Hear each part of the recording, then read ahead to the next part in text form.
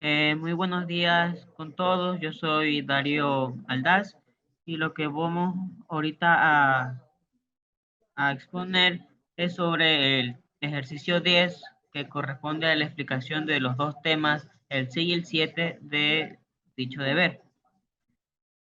En la gráfica aquí se les muestra un circuito RLC, el cual el comportamiento de este circuito es descrito generalmente por una ecuación diferencial de segundo orden, en donde los circuitos RC o RL se comportan como un circuito de primer orden. Con ayuda de un generador de señales es posible inyectar en el circuito oscilaciones y observar en algunos casos el fenómeno de resonancia, caracterizado por un aumento de corriente, ya sea que la señal de entrada elegida corresponda a la pulsación propia del circuito. Calculable a partir de la ecuación de diferencial, obviamente que está regida dicho circuito. Aquí también se puede apreciar dicha simulación ya previamente obtenida, donde se puede observar la gráfica de voltaje y la de corriente simultáneamente, en cual nosotros podemos observar que, que el circuito es un circuito resonante, como previamente yo ya había mencionado. Se puede ver que el voltaje de la señal de voltaje tiene oscilaciones en su gráfica, mientras que en la señal de corriente no las posee, pero se puede también apreciar que ambas señales están en fase. A continuación, mi compañero les va a explicar acerca del circuito recuperador de energía. Ramiro Zucco, yo me tocó la parte del circuito número 7, que es el circuito de recuperación de energía. Pues básicamente el circuito siempre está conformado por una fuente de voltaje DC, un diodo que está inversamente polarizado y un transformador. Entonces, am, únicamente son digamos que el amperímetro.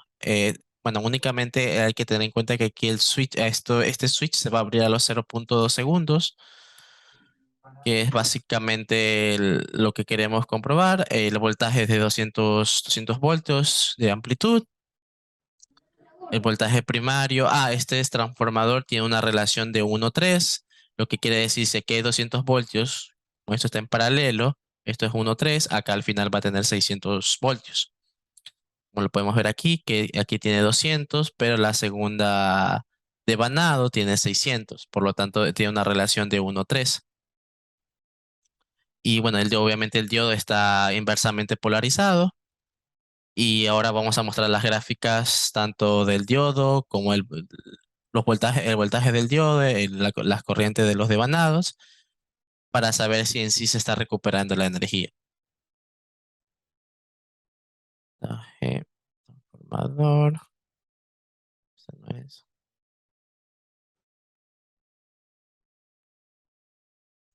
Listo.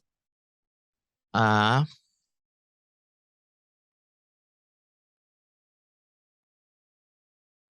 ya. Ok. Bueno, en primeras instancias sabemos que a los 0.2 segundos el switch se va a abrir. Por lo tanto, de 0 a 0.2, el voltaje del transformador va a ser de 200 voltios hasta ese tiempo. El voltaje del secundario pues tiene mucha lógica porque habíamos dicho que tiene una relación de 1:3, por lo tanto desde 0 a 0.2 tiene 600 voltios. En cambio, la corriente del primario del transformador va a llegar hasta su punto máximo, que es a 0.2, va a llegar a 200 amperios, y después de esos 0.2 pues simplemente va a decaer porque el switch, se abre el switch.